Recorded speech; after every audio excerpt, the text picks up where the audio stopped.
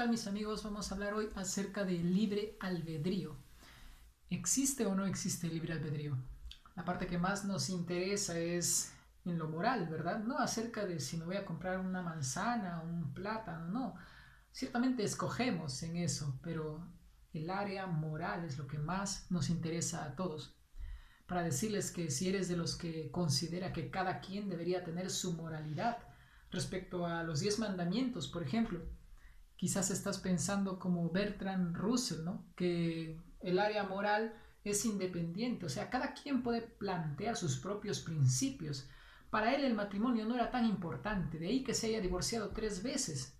Algunos piensan que a lo que debería apuntar el hombre es al florecimiento de la humanidad, como por ejemplo Margaret Sanger dijo que deberíamos esterilizar a los pobres y que eso va a va a ayudar mucho en el florecimiento de la humanidad. En las cruzadas, con la ayuda de la Biblia, de la misma Biblia, se hacía cosas que según ellos Dios quería que se hagan, ¿no? Y también Hitler, si lo recordamos bien, él dijo que una de las formas de poder aportar al florecimiento de la humanidad era desapareciendo a los judíos.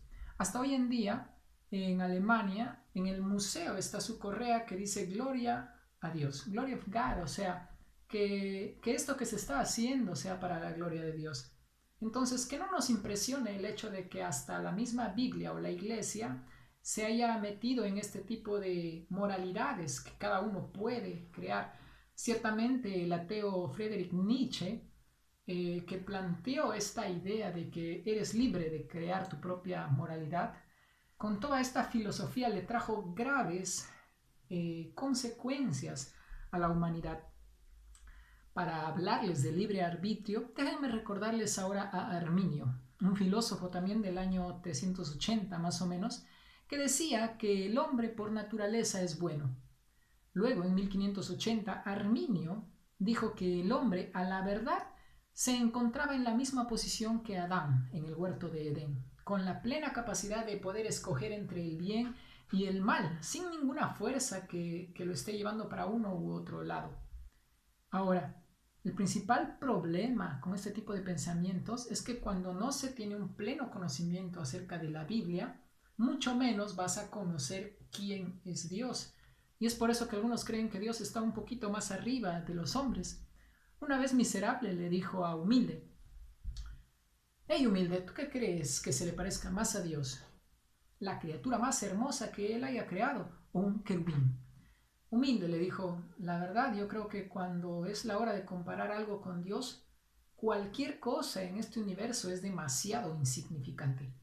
Entonces, cuando vamos a la Biblia a hablar acerca de quién es Dios y acerca del libre albedrío, encontramos que, por ejemplo, Hebreos enfatiza mucho la responsabilidad que tiene el hombre.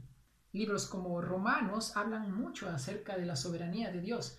Y en Juan y en el Antiguo Testamento vemos que hay un cierto tipo de equidad entre estos dos. Debemos recordar que la Biblia es un libro con grandes tensiones. ¿Qué quiere decir? Que Jesús sea hombre y que Jesús sea Dios no significa que esto es contradictorio. Hay una gran diferencia entre contradictorio y contrario. ¿Me entienden? Es lo mismo cuando hablamos de que Dios es justo, pero también Dios es amor. Muchas veces Dios es muy severo cuando castiga a sus criaturas. Y eso pareciera que Dios no es nada amoroso, pero no es contradictorio. Esto es contrario, ¿ok? Son solamente 9 principios que nos ayudan a poder tener un razonamiento lógico que no solamente están dentro de la Biblia, sino dentro de cualquier cosa que se haga dentro de la vida diaria. 3 de ellos, por ejemplo, el primero es de no contrariedad. Quiere decir que si alguien dice Jesús es Dios y luego dice que Jesús no es Dios, esto es totalmente contradictorio. El segundo dice el de causalidad proporcional. Tú no puedes esperar que a un árbol de manzanas le salgan peras, ¿me entiendes? Esto no es en el efecto de causa y efecto, no es proporcional. Y el último es el de finalidad. Para poder tener un racionamiento lógico acerca de cualquier cosa, Si alguien viene y te dice, ¿por qué el universo está ahí en lugar de nada? ¿Por qué hay algo en lugar de nada? Si tú respondes como Bertrand Russell que dice, ¿y eso qué importa? Simplemente está ahí, punto. No estás haciendo un raciocinio, no estás utilizando lógicamente tu cerebro, porque todo tiene una finalidad. ¿Cómo llegó allí? ¿Quién lo puso ahí? ¿Me entiendes? La Biblia dice que Dios creó el universo, que Él lo hizo. Entonces, para poder entender mejor acerca de las grandes tensiones, tenemos que ir a Romanos 3:10. ¿Qué es lo que dice Romanos 3:10? Hasta el verso 18 dice que Dios ve que en los hombres no hay ni un solo bueno, no hay ni un justo, no hay quien busque a Dios. Todos dice que se desviaron, se hicieron inútiles, todos le dieron la espalda a Dios, no hay uno siquiera que sea bueno. Entonces, algunos estarán preguntando y estarán con muchas ideas acerca de que si no hay nadie bueno en el día del juicio, lo que Dios va a hacer probablemente es sacar el promedio, ¿no?, de los que mejor se comportaron, y con ese promedio nos va a comparar. Pero la verdad es que Dios va a ser Él mismo el patrón con el cual compare a los hombres. Porque la verdad nadie tiene ese estándar, ¿me entiendes? El estándar perfecto del cual habla Dios en las Escrituras es Él mismo. Entonces es ahí donde viene el problema con lo que nos hizo el pensamiento de Pelagio, ¿me entiendes? Muchos también están teniendo preguntas como por ejemplo acerca del concepto de lo que esas personas son o piensan, ¿no? Yo creo que no soy tan mentiroso, dicen algunos. ¿Cómo así? Para empezar, no existen las medias mentiras o mentirillas o mentiras blancas, ¿ok? No decir la verdad es mentir. Decir la verdad a medias también es mentir. Aquellos que dicen que no roban, hablar de alguien sin tener las evidencias suficientes y dar un juicio incorrecto es robarle la reputación a esa persona. Aquellos que dicen que no engañan, firmar un contrato de trabajo en el cual no figura el verdadero monto que te van a pagar es ser parte de una mentira. No solo le estás engañando a la empresa, eres parte del engaño y a veces estás engañando al propio Estado. ¿Me entiendes? Entonces, si tuviéramos que pasar por estos filtros, nadie, a la verdad, es bueno. Frente a la pregunta, hay personas, dicen algunos, que realmente entonces no quisieran que Dios los apruebe, y Dios los aprueba. Y hay personas que no quisieran que Dios los salve, los apruebe, pero Dios no los aprueba. Frente a esa pregunta, mi amigo, la Biblia dice que no hay nadie que busque a Dios. No hay nadie que quiera estar con Dios. Más adelante vamos a entender un poco mejor esto, ¿ok? Ahora, si somos sinceros, reconoceremos que dentro de nosotros hay una fuerza que a la verdad nos está jalando más para hacer lo malo. En las propias palabras del apóstol Pablo, él diría, miserable de mí, porque aquello que quiero hacer, que es bueno, no lo hago, y aquello que no quiero hacer, termino haciéndolo. ¿Quién me librará de este cuerpo maldito? Dice, que me lleva a hacer cosas de las cuales luego me arrepiento. Entonces, todo en la Biblia, mi amigo, nos indica que tenemos una naturaleza caída. Estamos en un gran problema. Tenemos primero una naturaleza caída y segundo, tenemos, según la neurociencia, un tipo de influencia ambiental. Todos venimos ya al mundo con un cierto tipo de influencia ambiental. La familia en la que naciste, la sociedad en la que creciste, todo eso también te jala. Luego, según la psicología, el origen del por qué eres así se encuentra en, otra vez, la familia, la sociedad y todo eso, ¿me entiendes? En eso tienen razón, porque es cierto. La Biblia dice que esto es el problema del sistema del mundo. En Efesios 2:1-2, lo voy a leer, lo describe mejor.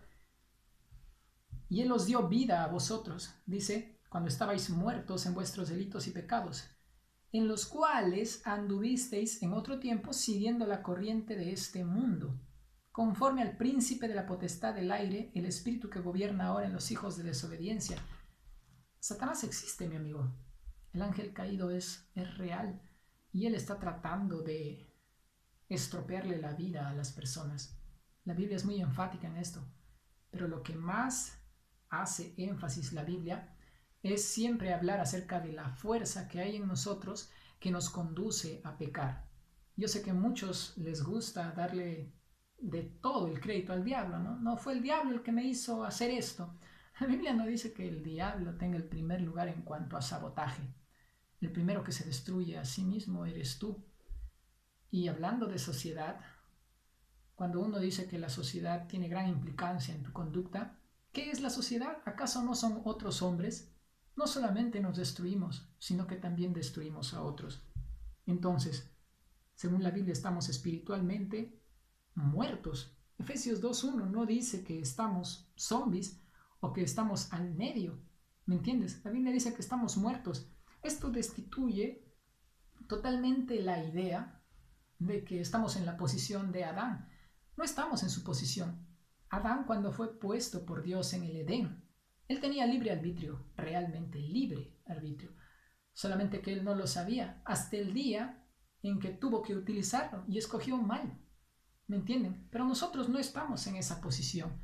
Nosotros a la verdad sí tenemos ya imputado, es la palabra. ¿Esto qué quiere decir? Cuando Adán cayó, Dios nos imputa a todos los seres humanos la culpa de Adán. Imputar viene del latín imputare, que significa cargar a tu cuenta. Entonces Dios nos cargó a la cuenta de todos lo que Él hizo. ¿Por qué? Adán era el representante. Es como el presidente que le declara una guerra a un país.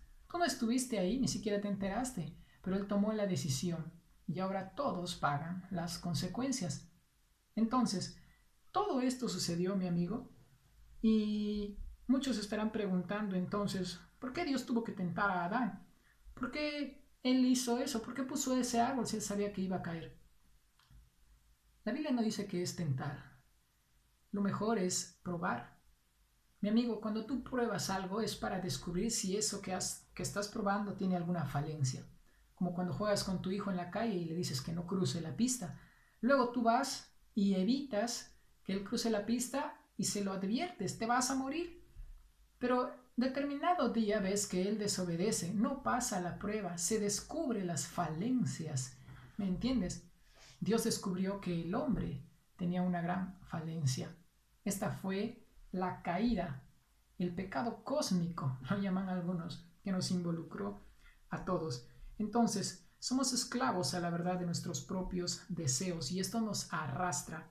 Es verdad, no estamos al medio, estamos a un lado y según la Biblia estamos en el lado terrible de la situación.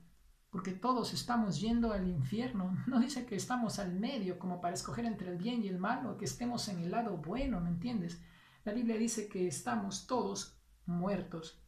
Ahora, aquí viene la pregunta. Guillermo, a la verdad, sí veo que muchas personas hacen el bien. ¿Qué de la madre que alimenta a sus hijos? ¿Qué del padre que sale temprano a trabajar para tener un pan a su casa? La verdad es que es cierto, mi amigo. El hombre todavía tiene esas aptitudes. ¿Y sabes qué? Me gustaría describirlo con palabras de estos teólogos muy buenos. Aquino, Jonathan Edwards, Agustín de Hipona utilizan el mismo concepto en diferentes palabras. Atacan el mismo punto, hablando de libertad moral y de habilidad moral. Es lo mismo. Hablan de libertad natural y de habilidad natural. ¿Qué es la habilidad natural? La Biblia dice que Dios nos hizo a su imagen y semejanza. Esto quiere decir no que tú puedes ver a través de las paredes o que puedes estar en muchos lugares a la vez. Esto significa que Dios te hizo creativo, inteligente y con muchas capacidades. Al igual como Él le dio la habilidad a las aves de tener alas y plumas para poder ir a buscar sus alimentos, a ti te dio brazos y piernas para ir y esforzarte y subsistir. Nos dio a todos la capacidad de reproducirnos para poder, ¿cómo se dice?, permanecer la raza humana, para que esto no se estanque, ¿me entiendes? Entonces, No estamos aquí para discutir habilidad natural. Ciertamente en eso todos decidimos qué quieres comer, si quieres ir al norte o al sur, si quieres hacer algo o no hacerlo, ¿me entiendes? Estamos aquí para discutir acerca de la libertad moral. Y ciertamente estas personas lo califican como la caída terrible de la libertad moral. Ciertamente nuestra voluntad está siendo afectada. Nuestra moralidad está siendo afectada. Entonces, no somos tan libres como algunos piensan. Como una persona tan caída moralmente, la Biblia los llama muertos espirituales, puede buscar o rechazar a Dios. ¿Me entiendes? Esta es la pregunta. Para empezar, tendríamos que entender la magnitud de lo que estamos rechazando. Como cuando tú tienes un trabajo y te dicen, o bueno, tienes que averiguar qué es lo que tienes que hacer ahí. Primero te enteras bien de aquello que vas a rechazar o aceptar. Pero en el caso de Dios, es imposible que tú puedas hacer indagaciones acerca de Dios o dónde está o cómo es, ¿me entiendes? Ontológicamente, o sea, esto quiere decir, yendo a la esencia del asunto, para que tú puedas buscar algo, primero tendrías que tener alguna cierta noción acerca de qué es eso que estás buscando. Si no, ¿cómo lo vas a encontrar? Y si lo encuentras, ¿cómo vas a saber qué es aquello que estabas buscando? Entonces, es ahí donde surgen muchas filosofías, mi amigo. Y una de las que está de moda es el panteísmo, que dice que el cerro es Dios, que dice que Dios está en un pedacito de madera, o Dios está en una estatua, o Dios está en alguna naturaleza, o Dios está en algún lugar, en el río. O sea, según este tipo, según Spinoza, todo es Dios. Tú también eres Dios. Esa es la ideología que está de moda, ¿me entiendes? Pero este tipo de pensamiento ataca directamente los tres principales mandamientos. Pero aquí viene el problema, ¿verdad? Las personas se saben más 10 números de cervezas, 10 nombres de cervezas, que el nombre de los 10 mandamientos y cuáles son. Entonces, la verdad es que nadie puede encontrar a Dios si primero Él no se le revela. Si Dios no se te revela, mi amigo, jamás podrás conocerlo. Entonces, la premisa es de aquellos que dicen de esta manera, yo encontré a Dios. Esto, a la verdad, es bastante atrevido, bastante soberbio y también es bastante iluso. En Juan 3:18, la Biblia dice, lo voy a leer mejor.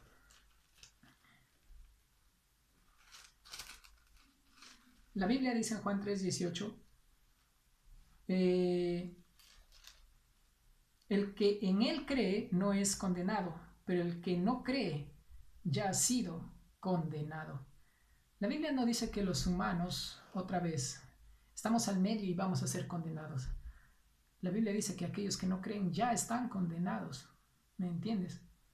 Entonces, esto no confirma el hecho de que va a haber todavía un tipo de, no sé, de cosa que tú o yo podamos hacer. Ciertamente identificamos y nos damos cuenta ahora de que nuestro libre albedrío está siendo gravemente afectado, mortalmente afectado. Él nos revela la situación en la que realmente estamos. No existe nadie, dice la Biblia, que sea bueno, y es verdad. No existe nadie que moralmente pueda decir delante de Dios soy justo.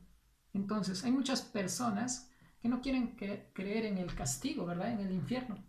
Pero si quieres entenderlo de esta manera, mira, hay solamente dos palabras que se repiten en todos los papiros encontrados en Medio Oriente. Los últimos encontrados en Qumran, cerca de Cisjordania, en el Mar Muerto, decían estas dos mismas palabras. Dios los echará, dice, al lugar de lloro y crujir de dientes, debido al intenso dolor. Eso nos dice mucho, lo suficiente acerca del infierno. Pero muchos todavía dudan de esta realidad. Déjame decirte que hay más copias, hay 14,000 copias del Nuevo Testamento, papiros, a la verdad, que solamente 20, en comparación a 20 encontrados acerca de la literatura clásica, la de Homero, Platón, Aristóteles y todo eso. ¿Me entiendes? Solamente son 20 y de ahí sacan todo, a comparación de 14,000. ¿En cuál tú vas a creer más? Muchos me dicen, Guillermo, ¿y ahora qué hacemos? Romanos 5:8 empieza de una manera determinante. El más en el portugués es igual que el pero. Y todo lo que tú digas después del pero es lo único que tiene valor, ¿me entiendes? Puedes decir muchas cosas, pero lo que viene después del pero es lo que realmente importa. Y en Romanos Dios empieza diciendo esto, mas Dios, pero Dios, a pesar de todo, dice, muestra su amor para que, aunque en contra de que tú y nosotros seamos pecadores, a pesar de que seamos pecadores, Él envió a Cristo a morir por nosotros.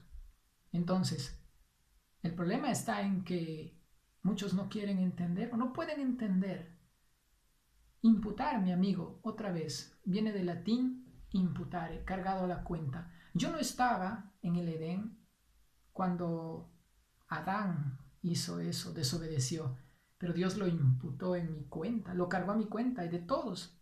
Pero también yo no estaba en el Calvario, en el día de la crucifixión de Cristo, cuando Dios imputó en la cuenta de Jesús todos mis pecados y Él terminó pagándolos absolutamente todos y de toda la humanidad. Se le imputó en la cuenta de Jesús. ¿Me entiendes? Esa es la única forma en la que nosotros podemos ser libres, salvos. Ahora, el practicismo y el utilitarismo te estará diciendo, como en la humanidad funciona, ¿verdad? Que si no haces algo, entonces no eres nada. Pero para Dios, mi amigo, la esencia del ser humano no está en lo que hace, sino en quién lo hizo. Dios nos hizo y la salvación es un regalo. Entonces, aquí no termina todo, porque se levantan nuevas preguntas como por ejemplo, ¿y qué de los que se pierden? ¿Verdad? Simplemente no se puede tratar todo de libre albedrío y no hablar de predestinación, mi amigo, porque si te estoy dejando en claro que es Dios quien actúa, es Dios quien busca, es Dios quien hace todo esto, entonces vamos a hablar de predestinación. ¿Qué es la predestinación? Dios escoge a algunos para salvarlos. ¿Y qué de aquellos que no escoge? ¿Jesús no murió por todos acaso? ¿Solo por algunos? ¿Será que se pierde la salvación? Y si es que se pierde, ¿cómo se pierde? Ciertamente esto de que se pierde la salvación es una herejía terrible, mi amigo, porque es como que está atacando directamente la capacidad redentora del Padre. El hecho de que Él nos pueda salvar hizo un trabajo a medios con algunos, ¿me entiendes? No tiene sentido. Es como cuando Dios le da a muchos, no a algunos, Dios le da a muchos la flor soberana de su salvación, pero algunos la tiran y se ponen a agarrar una margarita y a decir, me quiere, no me quiere, me quiere, no me quiere. Cuando la Biblia dice que Jesús murió por todos, no se refiere a la totalidad, o sea, todos los hombres del planeta Tierra, mi amigo. Cuando la Biblia dice que Jesús murió por el mundo, se refiere a sin distinción. ¿Me entiendes? No hay un tipo de clasificación o distinción entre etnias. La raza humana es una sola, pero Jesús no distingue etnias, ni un tipo de clasificación social, económica o de color, absolutamente nada. A eso se refiere que Jesús murió por todos, ¿me entiendes? Ahora, ¿qué es la predestinación? En Juan 6:65 dice, y dijo, por eso os he dicho que ninguno puede venir a mí si no le fuere concedido por el Padre. Otra vez, Jesús mismo dice, os he dicho que ninguno. Utiliza aquí este negativo universal. Luego dice, puede, la capacidad de que alguien pueda venir a Cristo. Venir a mí si no es porque el Padre lo trajera. O sea, está utilizando aquí la excepción, si no, si solamente si el Padre concediera, dice, ¿no? Esto. En Juan 6:44, otra vez, dice lo mismo. Ninguno, o sea, un negativo universal, nos destituye a todos, puede. Esta es la capacidad, una vez más, que nos caracteriza a todos, el hecho de que nosotros podamos venir a mí si el Padre, otra vez la excepción, solamente si el Padre que me envió no le trajere. Ciertamente, tenemos que ir al griego para poder entender el significado de esta determinante palabra. Algunos piensan que es solamente un tipo de seducción, de atracción que Dios utiliza. Lo vamos a identificar en Santiago 2:6. Dice, no son los ricos que arrastran a los pobres a los tribunales. El mismo verbo que se utiliza en concedido y trajere es aquí ahora arrastrar. Traer es arrastrar. No basta con decir, no tendría sentido. No son los ricos que seducen a los pobres a los tribunales, no tendría sentido, ¿me entiendes? Pero si no estás convencido con eso, lexicográficamente, en el griego del diccionario Kairos, que es el más conocido, significa obligar. Y hablando culturalmente, este verbo se utilizaba para cuando tú ibas a sacar agua del pozo. Tú no le dices agua, ven. Lo que tú haces es utilizar una vasija y lo arrastras, lo jalas hacia ti. ¿Me entiendes? Esa es la palabra que se está utilizando aquí. Entonces, ciertamente, Dios se encarga de atraer, de jalar, de obligar, de arrastrar a sus hijos.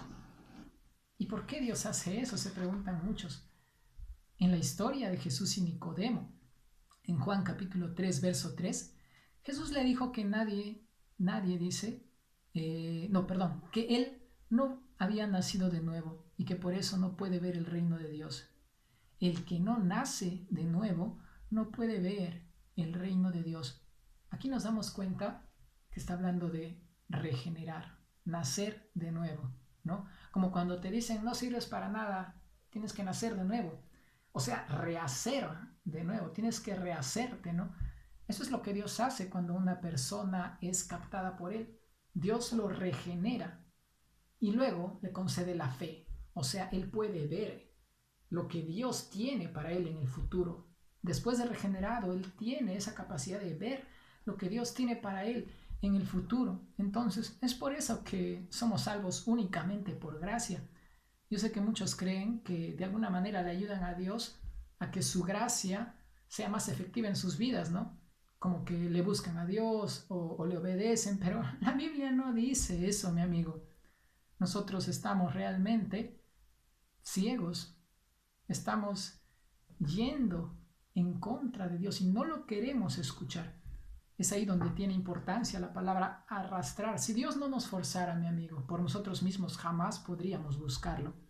Entonces, una vez más, ¿qué es lo que todo esto significa?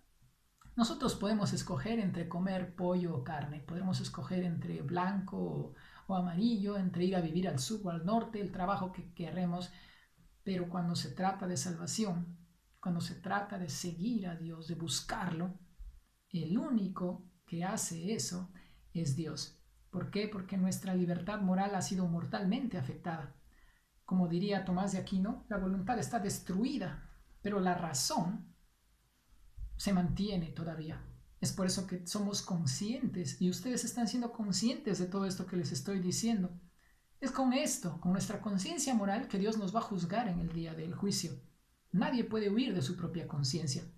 Ahora, la corrupción total del hombre no significa que el hombre es recontra pecador, sino que todas las áreas de su vida se han visto afectadas, tanto su mente como su voluntad, como su corazón se han visto afectados por esta caída. Ahora, una última gran verdad es que la Biblia dice que aquellos a los que Él predestinó, a estos también llamó, y a los que Él llamó justificó, y a los que Él justificó, estos también Él va a glorificar en los cielos. De modo que si tú, amigo, estás siendo llamado por Dios en esta hora y en este momento, tienes que correr a Él, pero no pienses que es porque tú quieres, porque a la verdad fue Dios el que puso el querer en ti y el mismo hecho de que corras ahora hacia Él. A algunos Dios les dará su misericordia y a otros su justicia. Si te preguntas cómo un Dios tan bueno puede mandar al infierno a sus criaturas, la pregunta más adecuada sería, ¿cómo es que hay criaturas tan malas que se burlan y menosprecian lo que este Dios tan bueno hizo para salvarlas? ¿Qué hará Dios con estas personas? La Biblia no dice que los predestinó para la condenación, mi amigo. Dios da su misericordia a quien Él quiere darle su misericordia y da su justicia a quien Él quiere darle su justicia. En palabras de C.S. Lewis, estas personas le dicen a Dios, Dios, ¿por qué simplemente no me dejas en paz? Me temo, mi amigo, que esa es su perdición.